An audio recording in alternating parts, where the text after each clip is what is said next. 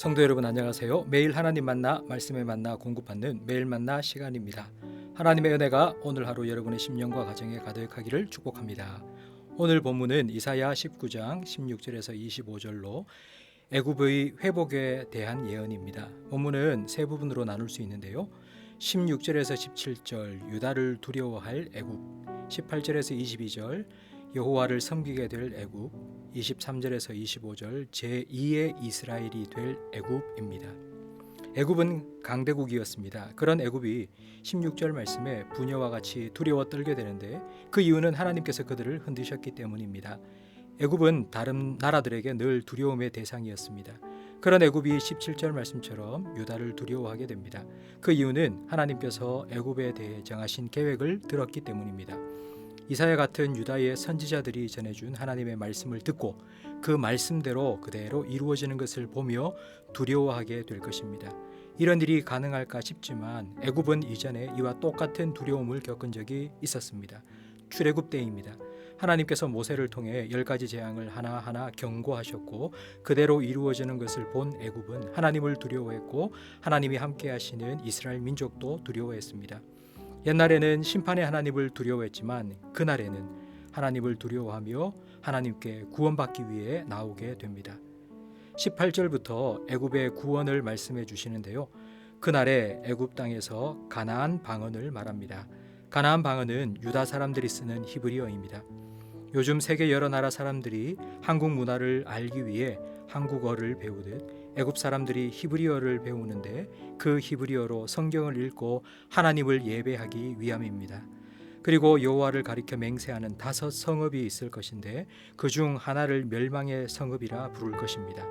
이스라엘에 예루살렘, 베들레헴, 실로, 미스바, 베델과 같은 영적으로 중요한 도시가 있었던 것처럼 애굽에도 이런 거룩한 도시들이 서게 될 것이고 그 중에 하나는 멸망의 성읍이라 불릴 것입니다.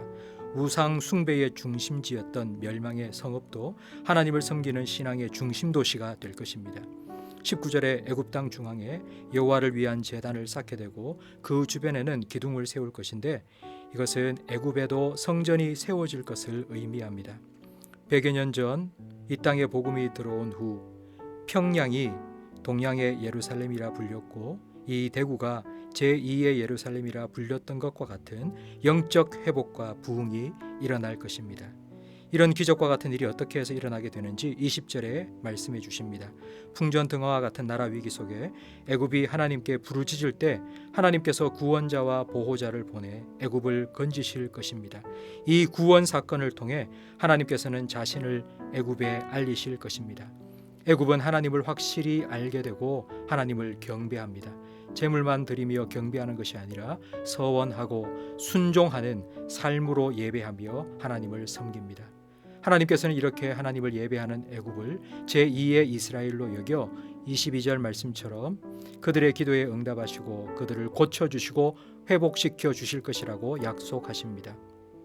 23절 이하에 애굽의 영적 회복은 정치, 외교적 회복으로 이어집니다. 영혼이 잘되면 범사도 잘됩니다. 이런 회복의 날에 애굽의 생사를 위협하던 아수르와 화해하게 될 것입니다.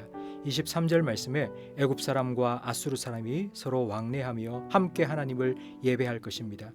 단순히 전쟁이 없는 거짓 평화가 아니라 하나님 안에서 하나 된 진정한 평화가 임하게 될 것입니다. 그리고 24절 25절에 그날에는 애굽과 아수르와 이스라엘이 다 하나님의 복을 받게 됩니다. 이 말은 애굽, 아수르, 이스라엘이 모두 하나님의 다스림을 받는 하나님 나라가 될 것이라는 뜻입니다. 하나님께서 약속하신 그 날, 하나님의 약속이 이루어질 그 날을 상상해 보세요. 우리 주변의 일본, 중국, 러시아에도 마을마다 도시마다 교회가 세워져 마음껏 하나님을 예배하며 진정한 평화가 임할 그날을 상상해 보세요. 그리고 우리나라에 주신 놀라운 축복을 하나님께서 북한에도 주셔서 평양이 다시 동방의 예루살렘으로 회복되고 남과 북이 서로 왕래하며 함께 하나님을 찬양할 그날을 상상해 보세요. 하나님께서 그날을 약속해 주셨습니다. 하나님께서 그날을 주실 것입니다. 그날을 기다리며 기도하세요. 기도하는 여러분을 통해 땅의 모든 족속이 너로 말미암아 복을 얻을 것이라고 하신 아브라함의 축복이 이루어질 것입니다. 오늘 말씀을 돌아보며 복습 질문을 함께 생각해 보겠습니다. 애굽의 회복은 어떻게 이루어집니까? 열방을 향한 하나님의 최종 계획은 무엇입니까? 오늘 함께 기도할 제목입니다. 하나님 경외하는 마음을 우리에게 회복시켜 달라고 기도하시고, 한류의 바람이 선교의 한류로 이어져서 선교 한국의 사명을 감당할 수 있도록 기도해 주시며, 북한 땅에도 하나님의 구원의 역사를 허락하여 달라고 기도하시기 바랍니다.